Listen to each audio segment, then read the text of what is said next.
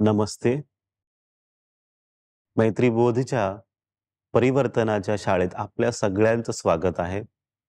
सुरुवातीलाच आपण सगळ्यांना धन्यवाद अर्पण करूया, की सगळ्यांचं मनःपूर्वक आभार. कारण की आपली ही परिवर्तनाची यात्रा ह्या वर्षाच्या सुरुवातीपासूनच पहिल्या दिवसापासूनच सुरू झालेली होती. आणि आजचा हा एक शेवटचा भाग, शेवटचा दिवस आपण असं बोलू शकतो. आणि तेव्हा मनापासून सगळ्यांना मी आभार व्यक्त करतो, धन्यवाद अर्पण करतो, की तुम्ही निष्ठेने बसलात, शिकण्याचा प्रयत्न केलात, नवीन विषय आपण शिकलो, नवीन धडे आपण शिकलो, काही नवीन सूत्र शिकलो. आणि ह्यांचा उद्देश फक्त एकच होता, की आपल्या जीवनात आपण परिवर्तन होताना पाहू. आपल्या जीवनाची वाटचाल चांगली व्हावी, उन्नत होऊ आपण सगळे. तो चांगल्या उद्देशाने आपण ही परिवर्तनाची यात्रा सुरू केली होती. ह्या उद्देशाच्या पाठचा भाव प्रेमाचा, आपलेपणाचा, मैत्रीचा भाव होता, की आपण सगळ्यांनी एकत्रच शिकून काहीतरी चांगलं घडवूया. एक नवीन समाज आपण मिळून बनवूया. या उद्देशानेच आपण सगळे एकत्र आलो होतो. पुन्हा आपण नक्कीच कधीतरी भविष्यात भेटू, काही नवीन शिकू. आपण सगळेच काही ना काही शिकत आहोत. जीवनात ज्या पण परिस्थिती येतात, ज्या लोकांना आपण भेटतो, अडचणीचा सामना आपण करतो, काहीतरी शिकत असतो. विकल्प आपल्याकडे असतो, की आपण काय करावं? परिस्थिती कितीही बिकट असू दे, पण आपण मग काय करावं तेव्हा आपल्याकडे पर्याय असतो. एक तर रडण्याचा, जे खूप लोकं आनंदाने करत असतात, रडण्याचा विकल्प. काही जरी झालं, की लगेच रडा किंवा कंप्लेंट करा. आणि दुसरा जो पर्याय असतो, तो हसण्याचा किंवा शिकून पुढे जाण्याचा पर्याय. रडणे हे आपल्यासाठी नाही. आनंदाने रडा तुम्ही. आनंदाचे अश्रू असू द्या. काहीतरी तुम्ही प्राप्त करा.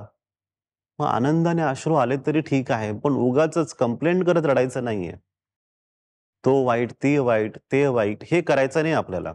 हे आपल्या पुस्तकात नाही, परिवर्तनाच्या ह्या शाळेत, त्या पुस्तकात रडणे, कोणाबद्दल वाईट बोलणे किंवा निंदा करणे हे आपल्या पुस्तकात नाही. आपल्या पुस्तकात सगळ्यांना आपले मानणे आहे. प्रेमाचा भाव, मैत्रीचा भाव. आपल्याला हसायचंय किंवा दुसऱ्यांना आपल्याला हसवायचंय. स्वतःच्या जीवनातही आनंद यावा आणि दुसऱ्याच्या जीवनातही आनंदाचा अनुभव यावा, हाच आपला प्रयत्न सतत चालू राहू दे. तर मग आता इथे हसणे म्हणजे काय आपण हे शिकून घेऊ. म्हणजे इथे आपण कसं पाहायचंय जीवनाला, की जे होते चांगल्यासाठीच होतंय. योग्य होतंय. काहीतरी शिकायला मिळतंय, हा भाव असणे. म्हणजे कसं करायचं आपल्याला जे होतंय चांगलं होतंय, योग्य होतंय.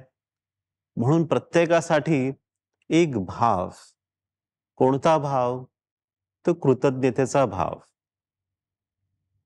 धन्यवाद, आभार व्यक्त करण्याचा भाव, की तुम्ही मला मदत केली म्हणून थँक यू. तुमच्यामुळे माझ्या जीवनात बदल आला म्हणून थँक यू. तर त्या सगळ्या परिस्थितींना आपण धन्यवाद अर्पण करूया. सगळ्या व्यक्तींसाठी आपण धन्यवाद अर्पण करूया. आजूबाजूच्या निसर्गाला आपण धन्यवाद अर्पण करूया. सगळ्यांसाठी थँक यू. चांगल्या लोकांसाठी सुद्धा थँक यू. वाईट लोकांसाठी सुद्धा धन्यवाद. अगदी दोघांनी आपल्याला काहीतरी शिकवलेलं आहे.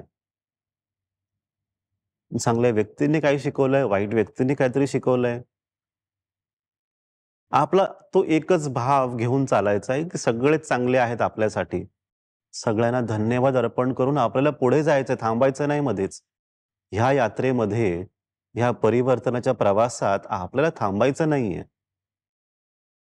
धन्यवाद अर्पण करून, आभार व्यक्त करून पुढे चालायचंय. खूप काही अजून शिकायचं आहे आपल्याला. जरी आज आपण इथे शेवट करत असू ह्या यात्रेची, पण तुमच्या परिवर्तनाचा प्रवास जो आहे तो निरंतर चालूच राहणार आहे. तो थांबणार नाहीये. त्याच्यामुळे धन्यवाद अर्पण करतच राहणे सगळ्यांसाठी, कसाही व्यक्ती असू दे. मी स्वतः दादाश्रीजीच्या ह्या रूपात हे काम करत असताना सुद्धा खूप समस्या पाहिल्यात. पण तिथे आम्ही थांबलो नाही किंवा रडलो नाहीत. संपूर्ण मैत्रीबोध परिवार आम्ही नेहमीच सक्षम होतो, की आपण शिकू, हसू आणि पुढे चालू. आणि सगळ्यांसाठी एकच भाव धन्यवाद अर्पण करणे, कृतज्ञतेचा भाव, ते सगळे आपलेच आहेत. न थांबता पुढे वाटचाल करणे. तर ह्याच्यावरतीच आधारित आजचं सूत्र आहे. आजचं सूत्र आपल्याला काय सांगतंय? उजळे भाग्य. उजळे भाग्य. जेव्हा बोले धन्य, म्हणजे तुमचं भाग्य उजळतं, बदलतं, फक्त धन्यवाद अर्पण करून. मग आपण असं म्हणतो, की अरे माझं नशीब चांगलं नाहीये, काहीतरी प्रॉब्लेम आहे, काही काम होत नाहीये. मलाच फक्त नेहमी त्रास होतोय. मग अशा वेळेस काय करायचं मग? धन्यवाद अर्पण करायला सुरू करा. संपूर्ण सृष्टी तुम्हाला पाहते, की हा व्यक्ती व्यवस्थित चाललेला आहे. तो सगळ्यांना आपलं मानतोय. ह्या सृष्टीला आपलं मानतोय. मग त्या व्यक्तीला तुम्हाला अजून कृपा मिळते, अजून मार्गदर्शन मिळतं. तुम्ही फक्त धन्यवाद अर्पण करत राहा आणि पहा कसं तुमचं भाग्य बदलतं. ही खूप प्रभावशाली पद्धत आहे, एक क्रिया आहे, की जेणेकरून संपूर्ण तुमचं नशीबच पलटून जात आहे. खूप काही संधी तुमच्या जीवनात येतात फक्त धन्यवाद अर्पण करून. सगळेच माझे, सगळेच चांगले, सगळ्यांसाठीच मी धन्यवाद अर्पण करतोय, आभार प्रकट करतोय. मग आज आम्ही सगळे तुमच्या सगळ्यांना जे घरी बसून शिकत होते, ऐकत होते, सगळ्यांना तुमच्या संयमाबद्दल, तुमच्या धैर्याबद्दल, ऐकल्याबद्दल, समजल्याबद्दल सगळ्यांना धन्यवाद. काहीतरी आपण सगळे एकत्र बसून शिकलेलो होतो, शिकत आहोत आणि शिकणार आहोत. असंच पुढे आपण कधीतरी एकदा भेटू. ही वाटचाल अशीच चालू राहू दे. कोणीही थांबू नका. निरंतर असेच वाहत राहा. मी दादाश्रीजी, मैत्रीबोध परिवार तुमच्याबरोबर नेहमीच असेल. आपल्या सगळ्यांचं कल्याण हो, आपल्या सगळ्यांचं मंगल हो. नमस्ते.